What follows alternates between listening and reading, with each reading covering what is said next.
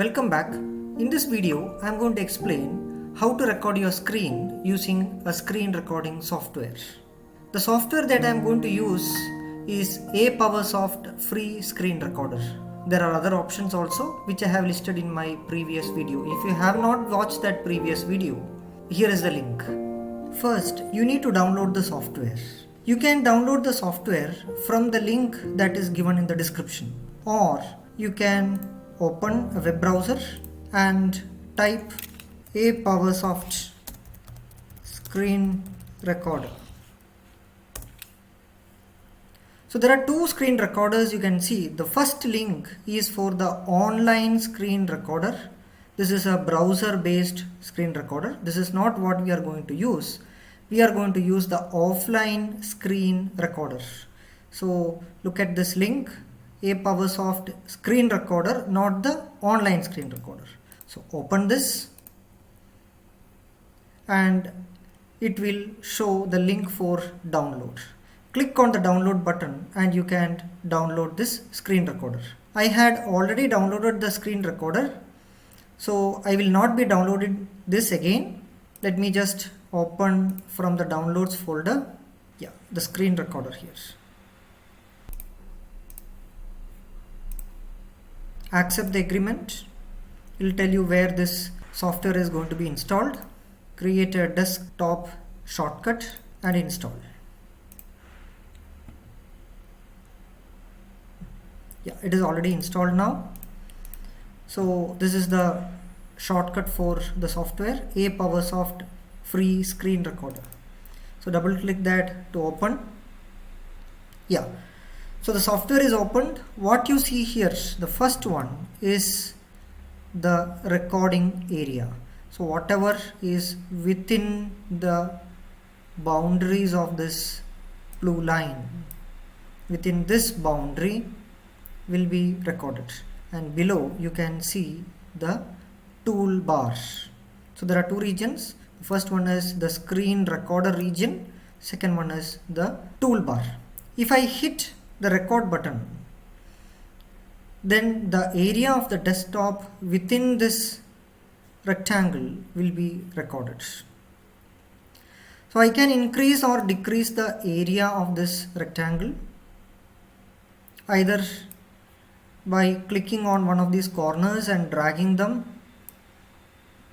I can also increase the vertical height or the horizontal width of this area.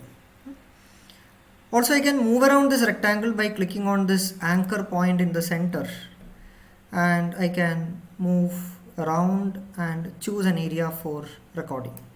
Alternatively, I can click on this icon here which indicates full screen, in which case entire screen will be recorded.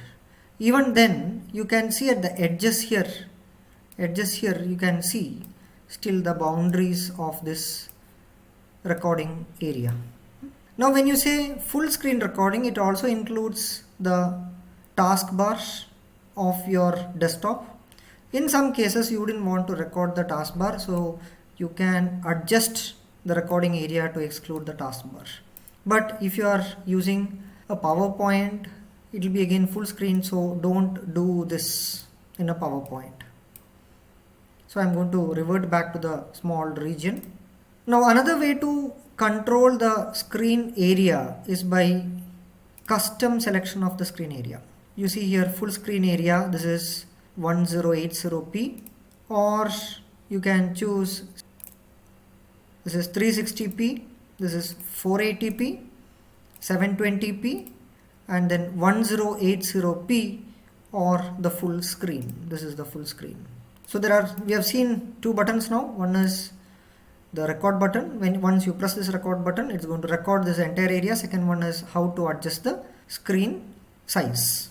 Next, this button is for either recording the screen or the access to the web camera. It will either record the screen or the web camera. We are not going to use the web camera now, so we'll be restricting ourselves to the screen. This is for the microphone. If you have a microphone, it will automatically select the microphone choice. And these are for the screen size. Now coming to the three dots here which are for options. Click on this and choose the option here. This is what you should understand. In the general tab, the general tab tells you about the shortcuts of using the software: to start the recording, for stopping the recording, pausing, and showing or hiding the toolbar. So try to remember this, the last one, show or hide toolbar. Then this is the directory where the final video file will be saved. In my case, it is already chosen as the desktop. So the final video file will be chosen as a desktop. By clicking here, you can change this directory. You can choose the downloads, or you can choose, let me retain this as a desktop only. Then coming to the recording part of this, if this option is enabled, it will show a countdown timer. When you press the red button here, and if this button is enabled, then there will be a 3 seconds countdown before the recording starts. So you know that when recording is going to start. Second one is, it beeps on recording. When the recording starts, it beeps. The third option, if it is enabled, it shows the recording boundary. In our case, we can see the recording boundary here. Next one is shows the toolbar. I would suggest to untick this, because even if you are using a PowerPoint in full screen mode, you will still be able to see this toolbar, which is actually inconvenient. So untick this. Instead, remember in the general tab, remember this shortcut for keyboard shortcut for hiding or showing the toolbar. So come back to recording now, and the last option here is include cursor in capture. If it is unticked, you will not be able to see the cursor. If it is a PowerPoint presentation, you can include a cursor if you want to indicate any sentence or any term that you are going to explain. So countdown timer, beep on starting the recording, option to show the recording boundary and include the cursor. Next is the video format. I would suggest this entire region, that is video format and video setting, leave them as they are. Still, if you are curious to know what this is, there are different formats you can get the output in: MP4, WMV, AVI, MOV, FLV, MPEG, etc. A lot of other formats also.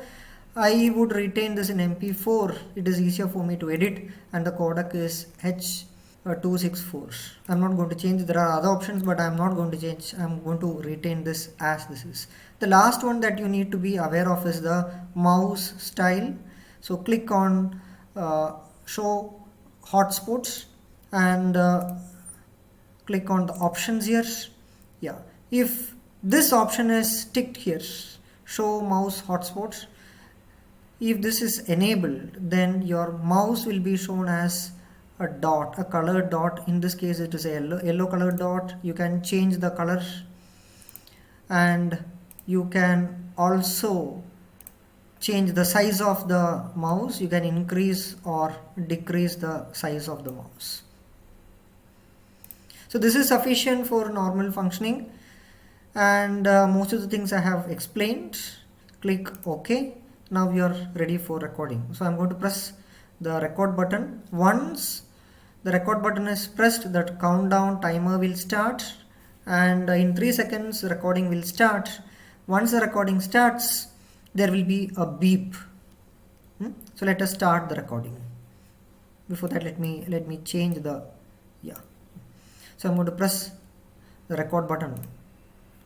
Says watermark will be there. No, there won't be a watermark. What you should remember is, once when you install this software, it will ask you to sign up. So go to the website and sign up. It's a one-time sign up. There is no fees, and it is a lifetime license you get, and it won't put any watermark or any limitation on the time that you can record. And microphone is on. It will again show you the shortcut for showing or hiding the toolbar. So if I press OK, the recording will start now. This is the timer for 3 seconds and the beep. So the recording has already started. I would like to show you two more options using the toolbar. So there are two options to get the toolbar here. The first one is by typing the shortcut key or coming down and clicking on the screen recorder icon here, right click on that, get the toolbar. This is for stopping, this red button is for stopping the recording, this is for pausing the recording, and this is the camera option. So when you click on the camera option, it will show you the available camera attached to this laptop. The first one is the inbuilt camera, the second one is a webcam that I have connected now. So I have chosen this, clicked on the webcam, and the picture is inlaid. So I can move around this picture anywhere within this recording area where I am comfortable with, and I can disable the camera by clicking this button once again. So if I click this button once again, the camera is disabled. And the last option is the pen tool here. So click on this pen tool, you can choose a rectangle, you can draw a rectangle, you can draw a circle, you can draw line, you can draw an arrow mark, or you can use a pen tool here. Choose the pen tool, you can write or mark, and you also have a highlighter. This is the highlighter, you can highlight this, you can increase the size of the highlighter tip, you can highlight that. Apart from that, you can also use this for typing. Yeah, so these are the different options that are available in the pen tool. And if you need to erase all this, there is an eraser button here. So click on the eraser button, everything will be erased. So clicking on this pen tool once again, it is going to disable this function. So that's all with this software now. You have learned how to use this software. So press on this button and the recording will stop. Please remember that when the recording stops, the software is going to play back the entire video file. The video file that it has generated will be played back to you. So I'm going to press this. Yes. This is the video file that is being played back. So I'm going to stop this. I am saving it here. There is a save function here. Save the video and done. So once I save the video, I know that it is going to be saved in my desktop. Close this and look for this. Yes, this is the video file that is generated by this software. Let me click on this and open that. This is the video file. Now for most of you, if you are confident that your video file that is generated is ready for upload, you can directly go ahead and upload. But in my case, you can see two files here. That means this recording was interrupted. So I had to stop the recording. Our neighbors' dogs were barking, and there was somebody's pressure cooker CT was making a lot of noise. So I had to stop this. It was interrupted and I had to do this recording twice. Now I need to join these two files, and I also need to cut and trim some portions of these files. So that is how do I do that? I need a video editor for that, and that is our next topic. Hope you got to know everything that is to be learned on this software. Just play back this video once again if you have to know the different options that are available.